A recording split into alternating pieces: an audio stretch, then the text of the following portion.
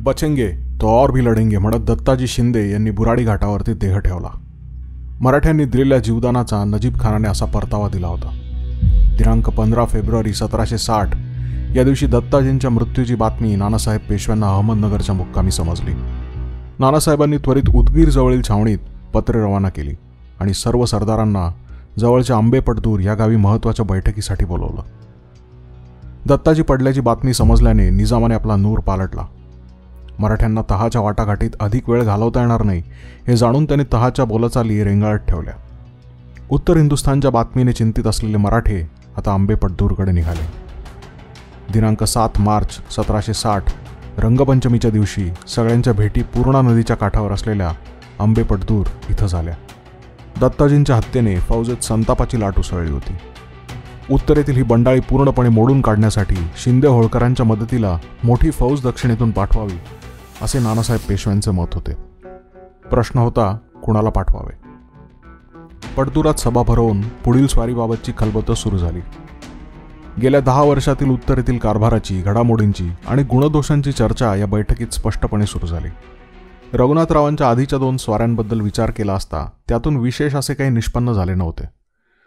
स्वारीत झालेल्या कर्जाचा विषय जरी बाजूला ठेवला तरी जिंकलेल्या सुभ्यांचा योग्य प्रकारे बंदोबस्त झाला नव्हता. काशी प्रयाग ही धर्मस्थळ जी सोडवून घ्यायची होती ती शुजाउद्दौला यांच्या ताब्यात तशीच राहिली होती. उत्तरेतील महत्त्वाचे सरदार म्हणजे शिंदे आणि होळकर यांच्यातील अंतर्गत कलह मिटले नव्हते. जरब बसवून काम करून घेणे राघोबादादांच्या लहरी स्वभावामुळे जमले नव्हते. खुद्द अब्दालीशी थेट सामनाच झाला नव्हता आणि त्याच्याशी थेट सामना झाला नसल्याने त्याच्या एकूण बळाचा अंदाज आला नव्हता. आणि मुख्य म्हणजे नजीब खान रोहिला या नजीब खानाचे पारिपत्य झाले नव्हते. मुळात या फौजेचे नेतृत्व राघोबादादांनीच करावे असे पूर्वी ठरले होते. खुद्द राघोबादादांनी गोविंदपंत बुंदेले यांना आधी लिहिलेल्या एका पत्रामध्ये मी स्वतः उत्तरेत येतोय, फौजेची जमवाजमव करून शिंदे आणि होळकर या दोघांना एकत्र करून अब्दालीचे पारिपत्य उत्तम प्रकारे करू असे त्यांनी लिहून पाठवले होते. खुद्द सदाशिवराव भाऊंनी उदगीर मुक्कामी लिहिलेल्या पत्रातून सुद्धा दादासाहेब उत्तरेतील स्वारीला जातील असे उल्लेख आपल्याला मिळतात. 1756 साली राघोबादादांच्या स्वारीनंतर गोविंदपंत बुंदेले यांचे एक पत्र दक्षिणेत आले होते. आपण या पत्राकडे जर लक्ष दिलं तर त्यातून उत्तरेच्या परिस्थितीचा अंदाज येतो. गोविंदपंत बुंदेले लिहितात, दादास्वामी जाटावर आले म्हणजे सूरजमल जाटावर, परंतु कोणी मन घालून मेहनत अशी केली नाही. आपापसात चित्तशुद्धी नाही. श्रीमंतांचा बदनक्ष झाला. जर स्वतः पेशवे अगर भाऊस्वामी येतील तरच अब्रू राहील. आम्हीच समक्ष देशास येऊन साध्यंत सगळे विदित करू. या पत्रातून आपल्याला उत्तरेतील परिस्थितीचा पुरेपूर अंदाज येतो. या उपर दादासाहेबांनी उत्तरेत मोहिमेसाठी 1 कोटी रुपयांचा खजिना मागितला. स्वारीवर पैका मिळवायला जावे की कर्ज घेऊन घरी यावे यावरून भाऊ आणि दादा यांच्यात शाब्दिक चकमक झाल्याचंही बखरीमध्ये नमूद केलंय. या शाब्दिक वादाला अस्सल पुरावा जरी नसला तरी अशा अनेक कारणांमुळे राघोबादादांची नेमणूक या स्वारीवरती पटदूरच्या बैठकीत झाली नाही. मुळात नानासाहेब पेशवे यांनीच काही महिन्यांपासून उत्तरेत जाऊन अनेक प्रश्न निकाली लावावे असे बेत सुरू होते. परंतु गेल्या काही वर्षांपासून त्यांची तब्येत सातत्याने ढासळत होती. त्यांना क्षयरोग झालेला होता. वर्षभरापूर्वी त्यांचे वजन सुमारे 90 किलो होते, तर आजारपणाशी सामना करत असताना सुमारे 35 किलोनी कमी झालेले त्यांचे वजन रोजनिशीमधल्या नोंदींवरून आपल्याला समजतं. तरीही त्यांनी स्वतः जाण्याची तयारी सुरूच ठेवली होती. उदगीरच्या विजयाचे शिल्पकार ठरलेले सदाशिवराव भाऊ यांनाच सर्वानुमते मोहिमेचे नेते म्हणून पाठवावे असा प्रस्ताव ठरला. भाऊंनी ह्याआधी नर्मदापार मुलुकगिरी केलेली नव्हती. भाऊसाहेब मुळात हिशोबी, चाणाक्ष आणि करारी पुरुष. त्यांच्या करारी स्वभावाची खुद्द पेशवालाही धास्ती होती. भाऊसाहेबांसारखा पराक्रमी, हिशोबी, परिस्थिती समजून घेणारा आणि निर्णय क्षमता असलेला खंबीर मनाचा सेनापती उत्तरेत जात असल्याने बरीच वर्ष रेंगाळत पडलेला दिल्लीचा कारभार, सरदारांमधील मनभेद सोडवणे हे प्रश्न निकाली लागतील असा विश्वास उपस्थित सर्व मंडळींमध्ये होता. सिंदखेड आणि उदगीरच्या मोहिमेमध्ये विश्वासरावांनी देखील उत्तम कामगिरी केली होती. भावी पेशवा या नात्याने उत्तर हिंदुस्थान आणि तिथल्या राजकारणाची ओळख व्हावी, शिवाय मोहिमांचा अनुभव यावा यासाठी विश्वासरावांना देखील उत्तरेत पाठवायचे ठरले. बखरीमध्ये भाऊसाहेबांनी उत्तरेत यश संपादून पेशवेपदाशी प्रतिस्पर्धी होऊ नये म्हणून गोपिकाबाईंनी विश्वासराव यांना मोहिमेचे नेते म्हणून जावे असाही एक सूर दिसतो. भाऊंनी या गोष्टीत संकोच दर्शवला नाही आणि मग विश्वासराव यांना या मोहिमेचा नामधारी सेनापती घोषित केले गेले. आता पुढील चक्र फिरू लागली. नानासाहेब पेशवे स्वतः जाणार या प्रश्नाचा निकाल पुढे काही दिवसातच लागला. आपण सत्वर दोहो 3 दिवसात उत्तम दिवस पाहून मजपासून वेगळे होऊन जावे हाच सर्वोत्तम विचार. मजला शरीर प्रकृतीस्थव नच न्यावे असे नानासाहेबांचेच पत्र आले आणि ते येणार नाहीत हे आता जाहीर झाले. सदाशिवराव भाऊ आता मोहिमेचे नायक होणार होते. हिंदुस्थानचा सारीपाट समोर मांडला होता. हजारो सोंगट्यांच्या खेळा त्यावर सुरू झाल्या. काही राजे, काही वजीर, काही प्यादे. काहींची चाल जलद, काहींची धीमी, काहींची तिरकी, प्रत्येक मात्र पुढे सरकणारा, समोरच्याला आपल्या परीने शहदेव पाहणारा. सदाशिवराव भाऊंनी मग फौजेची, सामान सुमानाची, दारुगोळ्याची व्यवस्था कसोशीने सुरू केली. उदगीरवर पेशव्यांची खाशी 40,000 आणि इब्राहिम खान गार्दीचे कवायती पायदळ 10,000 अशी 50,000ची फौज होती. यातील लढाईनंतर मृत्यू, जायबंदी, आजार, गैरहजेरी अशा अनेक कारणांमुळे संख्या कमी झाली होती. शेवटी 10,000 हुजरात, 12,000 सरदारांची फौज आणि 8,000 गार्द्यांची अशी एकूण 30,000 फौज जमा झाली. दत्ताजी मारले गेले असल्याने मराठे उत्तरेत निघाले आहेत हे पाहून निजामाने आपला सूर बदललेला दिसत होताच. तो पुन्हा डोकेवर काढण्याची शक्यता होती. यासाठी 10,000 फौज माघारी ठेवणे गरजेचे झाले होते. राघोबांनी निजामाची समजूत घालून त्याला पुढे उत्तरेत मराठ्यांच्या कुमकेस न्यावे असाही एक बेत शिजू लागला. निजाम हा मुळात मुघलांचा सेवक. मराठे मुघल बादशाहीचे रक्षक म्हणून हिंदुस्थानचे रक्षण करायला निघाले होते. 1737 नादिर शहाची स्वारी झाली. त्यावेळी निजाम उत्तरेत मुघल बादशाही वाचवायला गेला होता. अब्दाली विरोधातही त्याने असे करावे असे मराठ्यांचे मागणे होते. परंतु हा बेत कधी पूर्णत्वास आलाच नाही. तिकडे नागपूरकर भोसल्यांच्या घरात भाऊबंदकी आणि उत्तराधिकारी यांचे वाद उपस्थित झाले. त्यामुळे त्यांनाही या मोहिमेत भाग घेता आला नाही. कर्नाटकातील हैदर अलीच्या बंदोबस्तासाठी विसाजी पंत बिनीवाले हे 10,000 फौजेनिशी तैनात होते. त्यामुळे या स्वारीत तेही सामील झाले नाहीत. यासोबत कोकणात जंजिरा मोहीम, पद्मदुर्गची मोहीम सुरू होती. तिथेही मराठ्यांचे सैन्य तैनात होते. गोपाळराव पटवर्धन हे खुद्द पेशव्याबरोबर फौज घेऊन होते. त्यामुळे तेही या फौजेत सामील झाले नाहीत. मग भाऊसाहेबांसोबत यावेळी कोण होते? भाऊसाहेबांच्या सोबत यावेळी मातबर सरदारांची ताकद होती.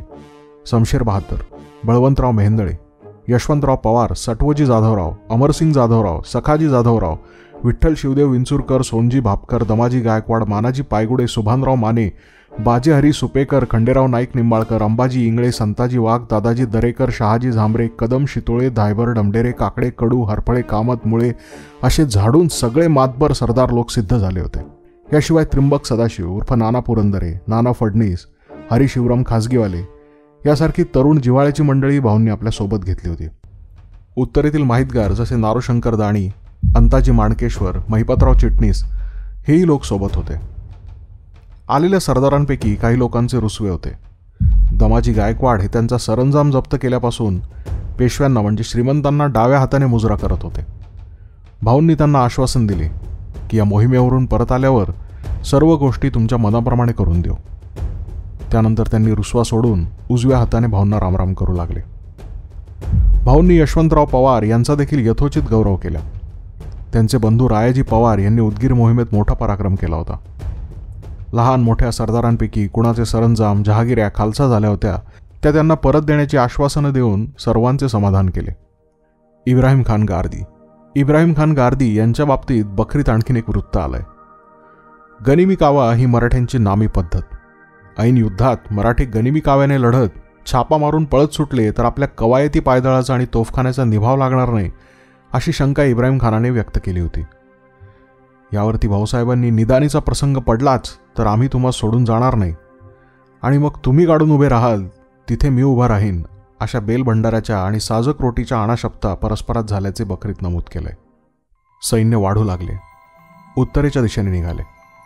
अहमदनगर आणि बुऱ्हाणपूर इथं दारुगोळा आणि शस्त्रसाठा भरपूर होता. तो सर्व तपासून स्वारीबरोबर पाठवण्याचा हुकूम सुटला. एक एक सरदार येऊ लागले तशी सुमारे 40 ते 50 हजारापर्यंतची फौज जमा झाली.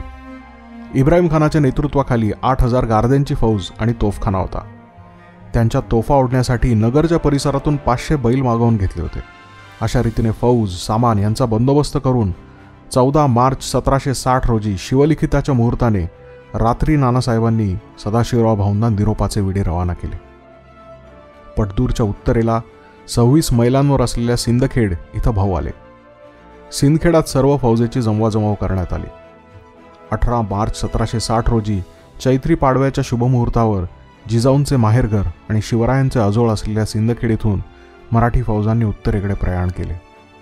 राष्ट्रमाता जिजाऊंचा आशीर्वाद घेऊन जणू राष्ट्ररक्षणासाठी महाराष्ट्र निघाला होता. मराठे आता उत्तरेच्या दिशेने निघाले होते. त्या पाठोपाठ दिल्लीतील केशवराज यांचेही एक प्रसिद्ध पत्र 3 मार्च रोजी लिहिलेले 31 मार्चला येऊन पोहोचले. त्या पत्राचा सारांश असा होता की दादासाहेबांसोबत पोख्ता सामान, फौज, तोफखाना आणि फिरंगी सैन्य जे द्यावेचे आहे ते देऊन पाठवावे, की ते आल्यावर राजश्री होळकर आणि शिंदे हे मिळून उत्तम प्रकारे अब्दालीचे पारिपत्य करतील. मोठा दीर्घ रोग अब्दाली आहे, असे एक मोठे महत्त्वाचे वाक्य त्या पत्रात होते. तिकडे उत्तरेत भाऊंची वाट पाहणाऱ्या शिंदे आणि होळकर यांच्या फौजेची अवघड स्थिती झाली होती. मल्हारराव होळकर यांनी मकर संक्रांतीच्या संग्रामात बुराडी घाट इथं जखमी झालेल्या जनकोजींची कोठ पुतळी इथं जाऊन भेट घेतली.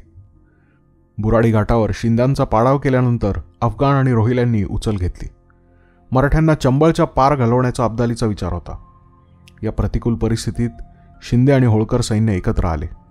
दक्षिणेतून कुमक येईपर्यंत त्यांनी गनिमिकावा या आपल्या पारंपरिक युद्धतंत्राने शत्रूशी लढण्याचा निश्चय केला. मराठ्यांचे यावेळी उत्तरेतील प्रमुख सरदार मल्हारराव होळकर आता पुढे सरसावले. वयाची 65 ओलांडलेले मल्हारबा आता अफगाण सैन्याला तोंड देण्यासाठी सिद्ध झाले. त्यांनी आपली फौज जमा केली. शत्रूचा शत्रू तो आपला मित्र या नीतीने आपल्या पुत्रहत्येचे जुने वैर विसरून मल्हारराव होळकर यांनी सूरजमल जाट यांची मदत घेतली.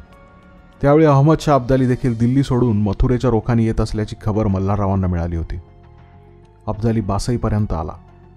जवळच्याच मराठ्यांच्या एका टोळीवर त्यांनी 10 फेब्रुवारीला अकस्मात हल्ला केला. यात मराठ्यांची हानी झाली. इकडे मल्हारराव होळकर दिल्लीच्या दिशेने चालले होते. होळकर दिल्लीकडे येत आहेत हे अब्दालीला समजले.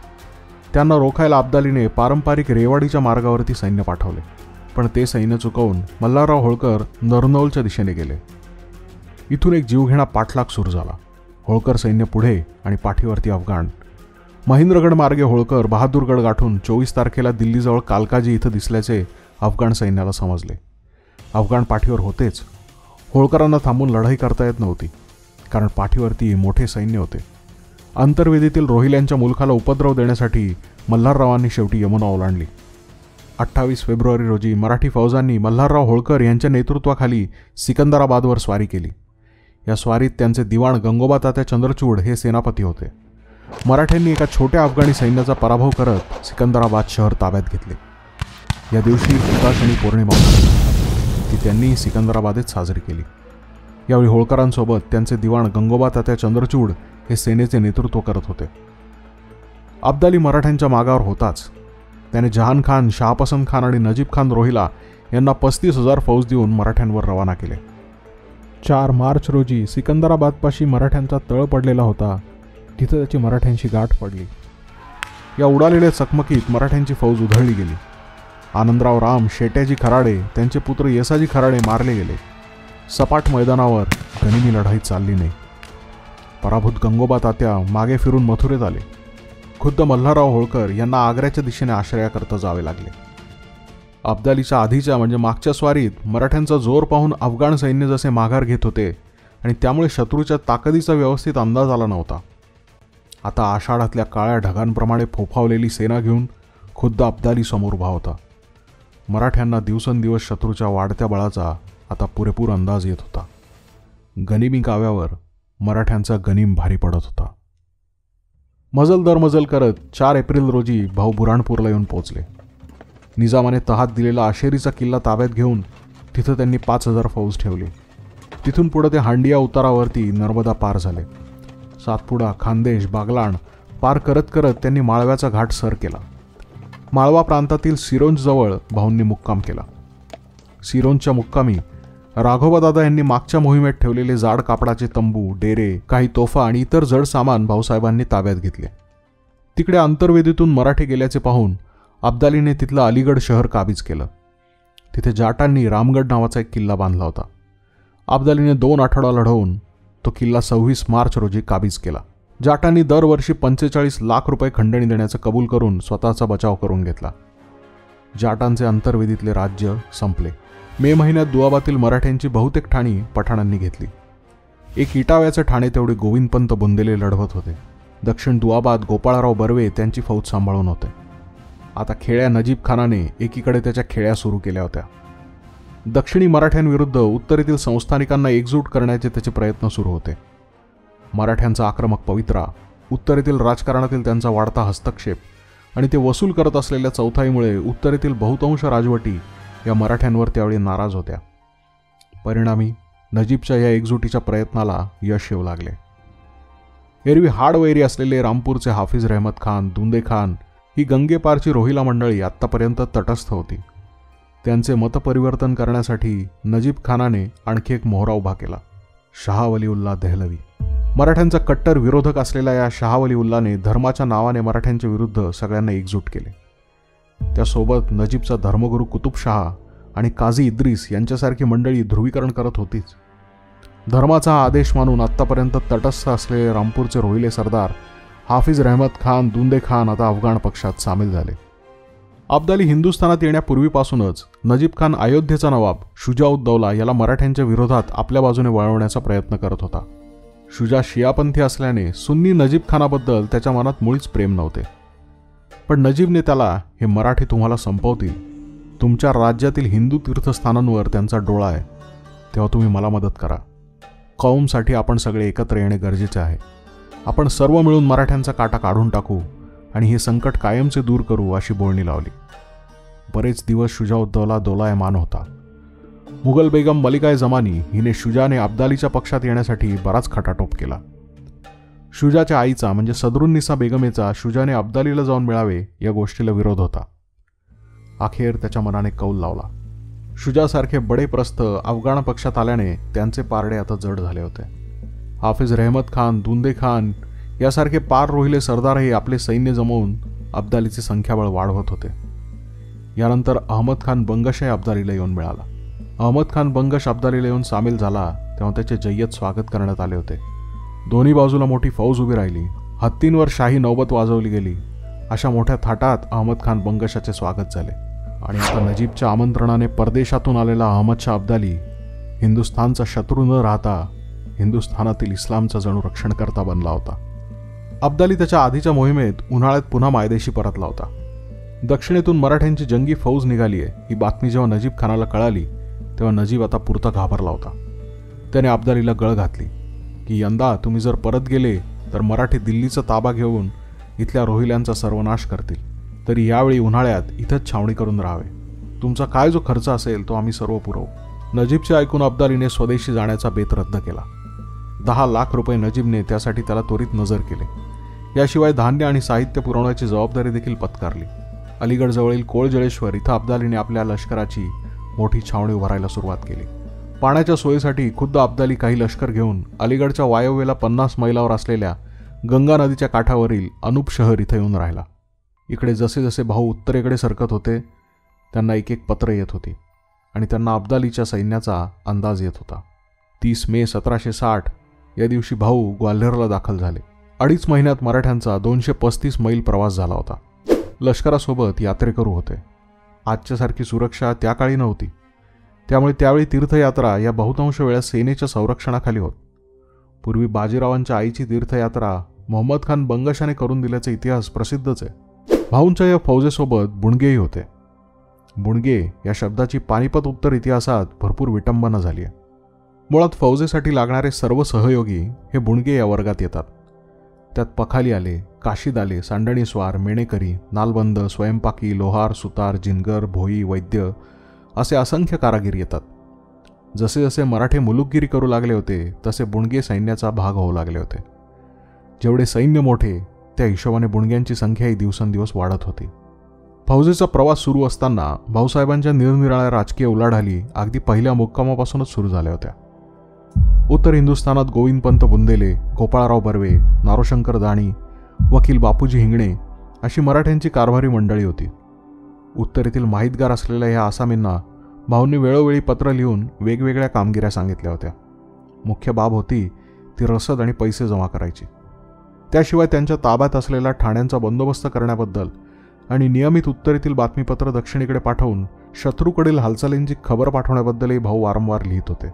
उत्तरेतील अधिकाऱ्यांकडून चांगली हत्यारं, सैन्य भरतीसाठी माणसं, पूल बांधण्यासाठी आवश्यक असलेल्या नावा ताब्यात घेणे या गोष्टींची मागणी भाऊंनी वेळोवेळी पत्रातून केलेली आपल्याला दिसून येते.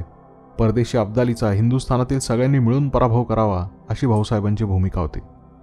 त्याला अनुसरून अयोध्येचा नवाब शुजाउद्दौला, गुजरातेतील कमालुद्दीन खान बाबी, बुंदेलखंडातील हिंदू राजे, राजपुतानातील बिजेसिंग, माधोसिंग, यमुना घाटचे राजपूत जमीनदार कछवा आणि राठोड यांना पत्र लिहून त्यांनी मदतीला यावे असे भाऊंनी कळवले.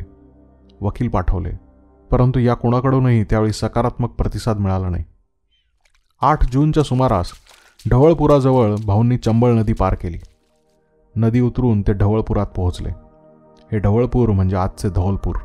धौलपूरला पोहोचेपर्यंत आलेल्या बातम्या आणि मिळालेली वृत्त यावरून भाऊसाहेबांनी मल्हारराव होळकर आणि जनकोजी शिंदे यांना पत्र लिहून मुचकुंद तीर्थावरती फौजा घेऊन बोलवलं. पत्राचा सारांश होता, गिलच्याचे बळ भारी आहे, फौजा एकत्र झाल्याखेरीज आता तो तोलत नाही. ढवळपुराजवळ मुचकुंद नावाचे एक प्राचीन तीर्थ आहे. हिंदू धर्मामध्ये या स्थानाला फार महत्त्व आहे. दिनांक 13 जून रोजी सूर्यग्रहण होतं, त्यामुळे त्यासोबत आलेले यात्रेकरू इथं धर्मकार्यात व्यस्त झाले. भाऊसाहेब खुद्द शिंदे आणि होळकर यांची फौज येण्याची वाट पाहत होते. 5 दिवसांनी म्हणजे 18 जून रोजी मल्हारराव आणि जनकोजी भाऊंना येऊन भेटले. भाऊसाहेब आणि मल्हारराव यांची पुढील योजनेसंबंधी बोलणी झाली. होळकरांचे दिवाण गंगोबा तात्या, शिंद्यांकडचे रामाजी अनंत, खुद्द मल्हारराव या मंडळींनी यावेळी माहिती दिली की अब्दालीचे बरेचसे सैन्य दक्षिण दुआबात शुजाउद्दौलाच्या कानपूर बिठूरच्या छावणीजवळ आहे. त्यांचा असा सल्ला होता की इटाव्याजवळून यमुना ओलांडावी आणि दुआबात प्रवेश करून प्रथम दोलायमान असलेल्या या शुजाला आपल्या बाजूने वळवून घ्यावे, किंवा किमान त्याच्या जवळ असलेल्या नजीब आणि जहानखानाच्या सैन्याच्या आणि मुख्य अब्दालीच्या सैन्याच्या मधोमध जाऊन तळ द्यावा, जेणेकरून त्यांचे सैन्य विभागेल आणि मग तिथं असलेल्या गोविंदपंत बुंदेले, गोपाळराव बर्वे या आपल्या अधिकाऱ्यांच्या मदतीने दुआबात राजकारण आपल्या बाजूने फिरवता येईल. भाऊंना हा सल्ला मान्य होता, परंतु नियतीला तो मान्य नव्हता. पावसाने लवकर हजेरी लावली. समोर असलेल्या गंभीर नदीला मोठा पूर आला. गंभीर म्हणजे घोडपछाड उर्फ उटंगन नदी. पात्र यमुनेपेक्षा लहान, परंतु पाण्याचा जोर असा की पाण्यात घोडा शिरला तर तो देखील वाहणीला लागावा. इथं गंभीरच मार्ग अडवू लागली, तिथं यमुनेची काय गत. यमुना तर दुथडी भरून वाहत होती. इटाव्याजवळून सर्व लवाजम्यासह यमुना ओलांडणे आता अशक्य प्राय वाटू लागले. या पावसाने मराठे गंभीर तीरी अडकून पडले होते. बहुधा हा मुक्काम शाला किंवा बुछाकापुरा इथं पडला असावा.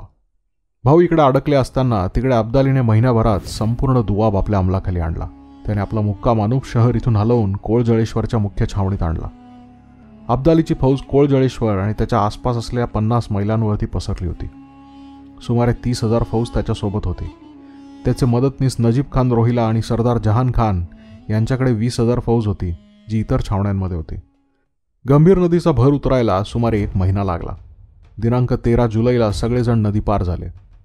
मागे वळून पाहताना आता वाटते की मुचकुंद तीर्थावरती वेळ गेला नसता किंवा या इटाव्याचा प्रस्ताव आणि माहिती जर आधी आली असती तर कदाचित मराठे मार्ग बदलून वेळेत यमुना पार झाले असते आणि युद्धाचा निकाल बदलला असता का? इतिहासात सरतरची गणितं नसतात, केवळ वास्तव कथन असते. दिनांक 14 जुलै या दिवशी भाऊ आग्र्याला येऊन पोहोचले. इथून पुढे जाटांचा मुलूक लागणार होता. राजे सूरजमल जाट हे जाटांचे महाराज, उत्तरेतील मोठे बडेप्रस्थ. आपल्या 24 भावांची चुरस करून त्यांनी ही गादी मिळवलेली होती. जाटांचा प्रदेश दिल्ली, मथुरा, जयपूर, आग्रा या मोठ्या हमरस्त्याच्या परिसरात होता. त्यांची मैत्री असणे यावेळी गरजेचे होते. जाटांच्या मुलखात उपद्रव न देण्याची सक्त ताकीद भाऊंनी लष्कराला दिली. जाटांचा रामगड किल्ला अब्दालीने जिंकला होता, त्यामुळे त्यांचे अंतर्वेदीतील राज्य गेल्याने सूरजमल जाट निर्धाराने मराठ्यांना सामील झाले होते. उभ्या हिंदू राज्यात फूट पडलेली दिसत असताना सूरजमल जाटांच्या आगमनाने मराठ्यांना आशेचा किरण दिसून आला. अब्दाली यावेळी कोळजळेश्वर इथं छावणी करून होता. शुजाउद्दौला यावेळी विठूर कानपूरच्या परिसरात होता. शुजाचे सैन्य आणण्यासाठी जहान खान आणि नजीब खान कानपूरला गेले होते. ते तिथंच होते. भाऊसाहेबांनी पुन्हा ठरवले, आग्र्याजवळ आपण नावांचा पूल बांधून यमुना ओलांडायची. अब्दाली आणि नजीब यांच्या मध्ये जाऊन दोघांना एकमेकांपासून वेगळे करायचे. एक एकट्याला गाठून त्यांचा पराभव करायचा. पण यमुनेचे पाणी उतरायला तयार नव्हते. पूल तयार करायला आवश्यक तेवढ्या नावा मिळेनात. पुन्हा भेद फसला. निसर्ग मराठ्यांच्या संयमाची परीक्षा घेत होता. अफगाण आणि मराठे दोघेही शुजाला आपापल्या पक्षात आणण्यासाठी आतोनात प्रयत्न करत होते. दरबारातील मुत्सद्दी आणि स्वतःच्या आईचा सल्ला डावलून त्याने अफगाण पक्षात जाण्याचा निर्णय घेतला होता. भाऊंना जर यमुना ओलांडता आली असती तर कदाचित शुजा मराठ्यांच्या पक्षात आला असता. अखेर दिनांक 18 जुलै रोजी शुजाउद्दौलाने आपल्यासोबत 4000 निवडक स्वार आणि फक्त 20 तोफा घेऊन तो नजीब खानासोबत अफगाणांच्या छावणीत प्रवेश करता झाला. बाकी सैन्य त्याने स्वतःचं राज्य रक्षणासाठी मागं ठेवलं. वास्तविक शुजाला हे युद्धच नको होतं. अब्दालीला सामील होऊन तो उभय पक्षांचा सलोखा घडवून आणण्याचा आता प्रयत्न करू लागला. तिकडे नजीब खान, त्याचा गुरु कुतुब खान आणि शाह वलीउल्ला दहलवी यांच्या जिहादच्या नाऱ्याला सर्व उत्तरेतील सरदार भरीसभर पडत होते आणि याउलट हिंदूंमधील राजपूत, जाट, मराठे, शीख यांच्यात मनोमिलन काही होत नव्हते. मुघल हिंदुस्थानच्या रक्षणाचा व्यापक हेतू घेऊन मराठे उत्तरेत आले होते, परंतु दुखावलेल्या राजपुतांकडून आणि धर्माच्या बंधनात अडकलेल्या मुस्लिम सरदारांकडून त्यांना मदत मिळत नव्हती. यमुना वाट देत नाही हे पाहून दुआबाद जाऊन अब्दालीला गाठण्याचा बेत सोडून द्यावा लागल्यावर भाऊसाहेबांनी आता दुसरा बेत ठरवला. राजधानी दिल्ली. राजधानी दिल्लीत याकूब अली खान हा अफगाण सरदार आणि नजीब खानाचे काही प्यादे लोक सांभाळत होते. नदीतून पलीकडे जाण्याची वाट नव्हती, तेव्हा नदीच्या अलीकडेच राहून राजधानीचे शहर दिल्ली सर करून तिथं तळ द्यावा असे भाऊसाहेबांनी ठरवले. राजे सूरजमल जाट आणि जुने वैर विसरून त्यांच्या आश्रयाला गेलेला वजीर इमादुल मुल्क गाझीउद्दीन या दोघांनाही हेच हवं होतं, कारण स्वतः सूरजमल यांना दिल्लीचा ताबा हवा होता, तर इमादला पुन्हा वजिरी हवी होती. मराठ्यांनी दिल्ली घेताच इमादने वजिरी देण्याची मागणी सूरजमल जाट यांच्याकरवी भाऊंजवळ केली. परंतु इमादने याआधी बादशहाची हत्या केली असल्याने मराठे आता त्याच्यावरती नाराज होते. बळवंतराव मेहेंदळे हे भाऊंचे यावेळचे प्रमुख सल्लागार. यावेळी बळवंतराव मेहेंदळे यांनी सदाशिवराव भाऊंना नारोशंकर यांना वजिरी देण्याबाबत सुचवलं. वजिरी मोकळी ठेवून शुजाला त्या पदाने आपल्याकडे वळवावे म्हणून तुर्तास हा पेचाचा विषय भाऊंनी बाजूला ठेवला. प्रथम दिल्लीकडे कूच करण्याचे ठरवले. मथुरेतून सदाशिवराव भाऊंनी मल्हारराव होळकर, जनकोजी शिंदे आणि बळवंतराव मेहेंदळे यांच्या नेतृत्वाखाली दिल्लीकडे सैन्य रवाना केले. हेरांनी आणलेल्या वृत्तानुसार दिल्लीत काही फार सैन्य नव्हतं, तेव्हा आधी गेलेल्या सैन्याने दिल्लीत शिरून किल्ल्याचे दरवाजे उघडायचे होते, जेणेकरून मागून येणाऱ्या सैन्याला प्रवेश मिळेल. इकडे फौजेबरोबर यात्रा करण्यासाठी बरीच मंडळी आली होती.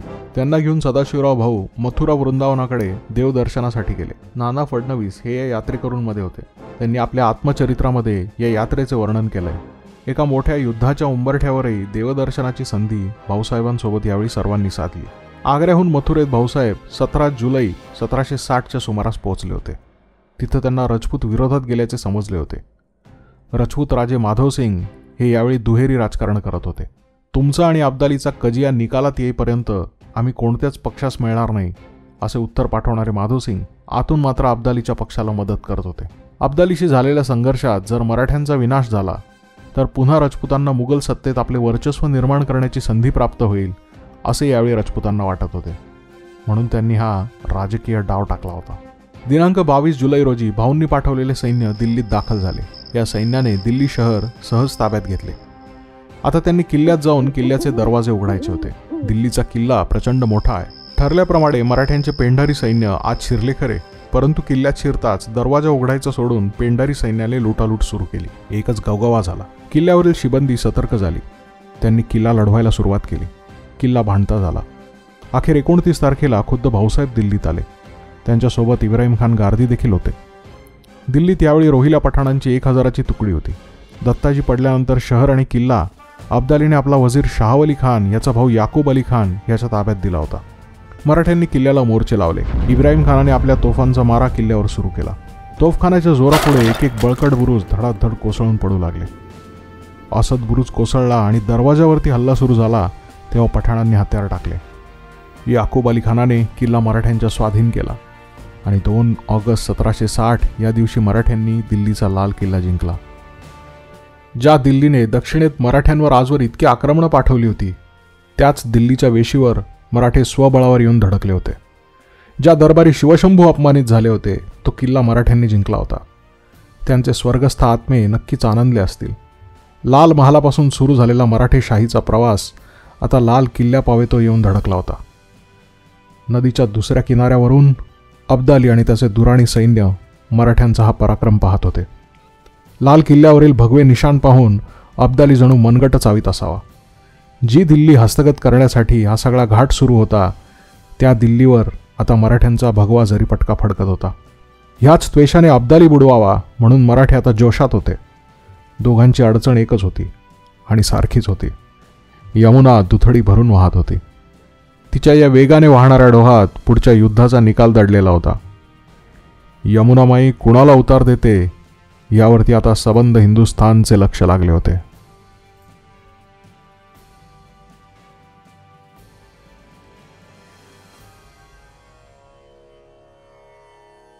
ओतीत विखारी वातावरणी आग, हा वळसे घालित आला मंथर नाग. मधुनीच उभारी फणा करी फुत्कार, ये ज्वालामुखीला काय अचानक जाग. कधी लवचिक पाते खडगाचे लवलवते, कधी वज्रधरेवर गगनातून कडकडते. कधी गर्भरेशमी पोतमध्ये जरतार, प्रमदेचे मादक वस्त्र जणू सळसळते. मार्गावर ह्याच्या लवत तृणाची पाती, पर्णावर सुमने मोडूनी माना पडती. थरथरती झुडपे हादरती नववेली, जग गुलाम सारे या सम्राटा पुढती. हा थांब कुणाची जाळी मध्ये चाहूल, अंगार कणापरी नयन कुणाचे लाल. आरक्त ओठते ध्वजा जणू रक्ताच्या, रे नकुल आला देख नकुल. थबकलाच जागी सर्प घालुनी वळसा, रिपू समोर येता सोडूनी अन अडोसा. भूमीस मारुनी मागे तीव्र तडाखा, घे फणा उभारुनी मरणाचा कानोसा. रणकाय भयानक लोळे आग जळात, दळती वळती आवळती क्रोधात. जणू जिंकायासी गगनाचे स्वामित्व, आषाढ घनांशी झुंजे वादळवात.